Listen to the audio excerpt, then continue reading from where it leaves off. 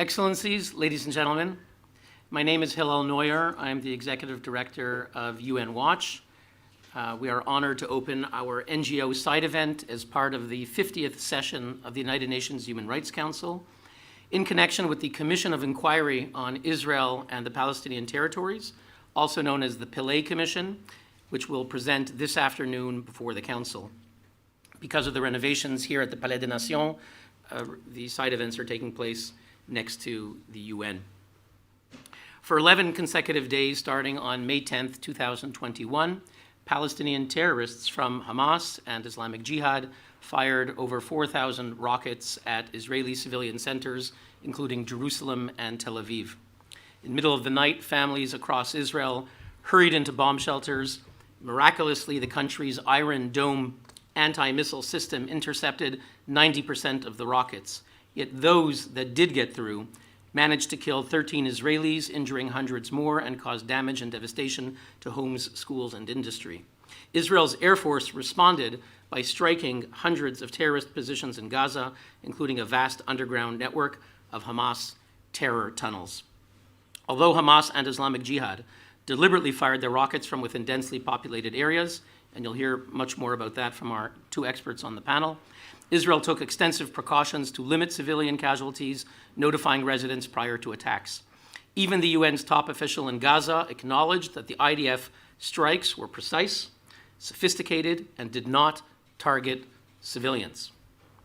Nevertheless, 1 week after the ceasefire on May 27th, here in Geneva, here at the Council, the Palestinians and Pakistan, acting on behalf of the Islamic Group of States, which includes Iran and Syria, initiated an emergency session of the Human Rights Council. Now, it's fitting that we say a few words about this council, which now marks its 50th session. Despite its name, the Human Rights Council, 2/3 of this body is comprised of brutal regimes such as China, Cuba, and Qatar.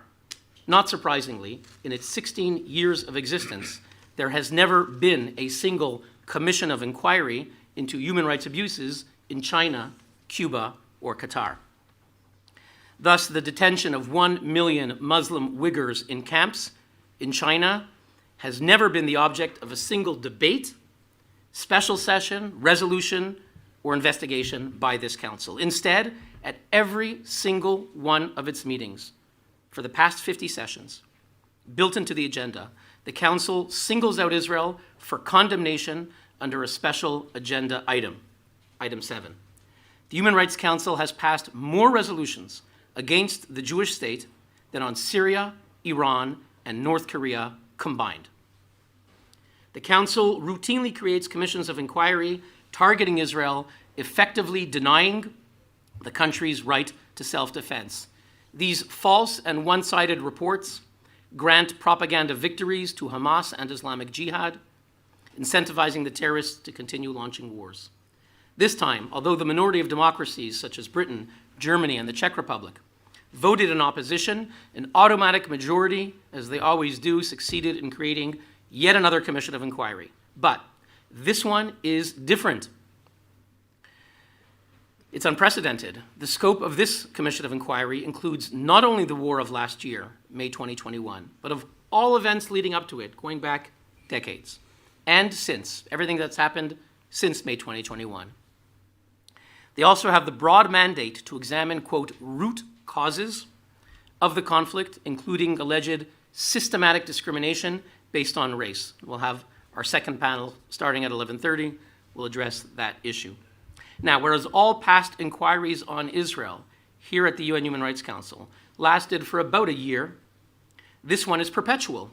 It goes on forever.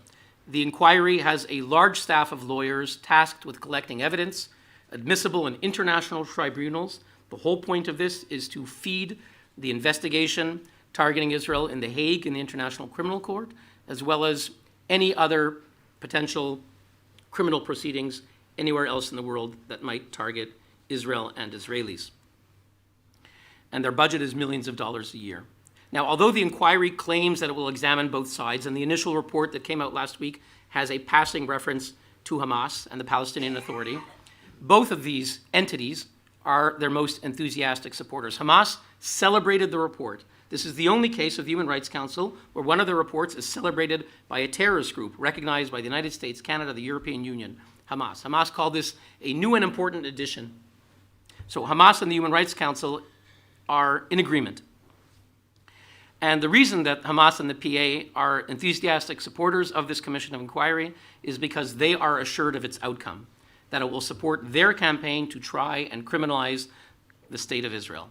Now, lest there be any doubt, the UN made their intentions crystal clear by the person they appointed to chair the inquiry, Ms. Navi Pillay. United Nations rules require that commissioners be impartial. These are rules of the UN Human Rights Office, which is the Secretariat of the Human Rights Council. They passed these rules in part after William Schabas headed the inquiry in 2014, someone who was forced to resign based on a conflict of interest because, among other things, it was revealed Mr. Schabas had done paid legal work for the PLO. He had done paid legal work for the PLO, and he was head of the inquiry into Israel. He was also saying things like his favorite criminal that he wanted to see in the dock of the International Criminal Court was the Israeli Prime Minister, who he was basically investigating as head of the inquiry. He was forced to resign. In wake of that, the UN clarified rules that when the heads of inquiries, the commissioners of inquiries, have to be impartial. Impartiality includes their public statements. In the case of Navi Pillay, it's not just an issue of public statements that she's made, but she's actually become an advocate, lobbying against Israel.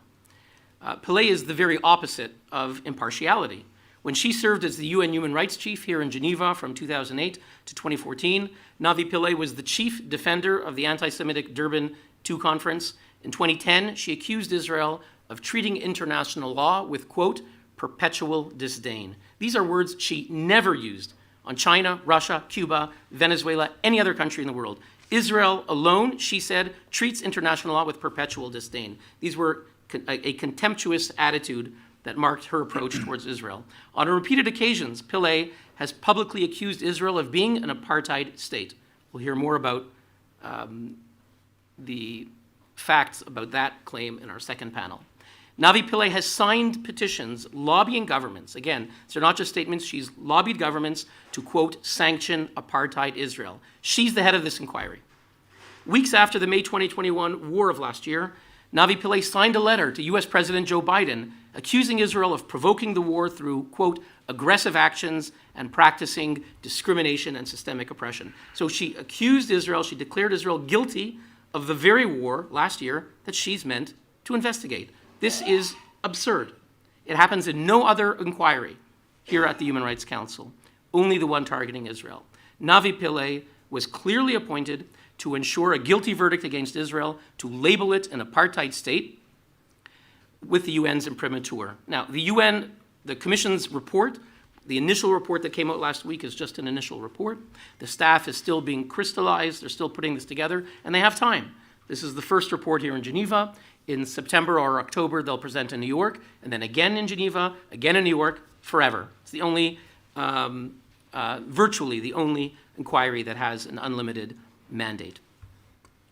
And we can assume that one of the next reports will accuse Israel of war crimes from the war last year with Hamas, and will accuse Israel of committing the crime of apartheid. Now, together with 10,000 people who've signed our online petition, we urge today all United Nations member states to speak up and demand an end, to take action to end this perpetual inquiry, which has all the credibility of a Stalinist show trial. We're encouraged by the fact that the United States and several other countries are meant to be delivering a joint statement today which will distance itself from this inquiry, but it must be ended. Until it is disbanded, we will continue to submit evidence to put the facts and the law on the record, and if these are disregarded, as the initial report completely disregarded what was submitted to them by numerous stakeholders, they said, we spoke with Palestinian stakeholders, we spoke with Israeli stakeholders, and they're all in agreement. The root cause of the conflict is Israeli occupation. No other dissenting voice. This is what they heard from stakeholders. So they're already ignoring many submissions that were made from Israeli and other NGOs and other experts. But until it's disbanded, we're going to continue to submit evidence. and we will hold them to account. And that is why we've invited today top experts to present testimony, all of which will be submitted to the Commission of Inquiry. Our first panel will deal with the laws of war in connection with last year's conflict.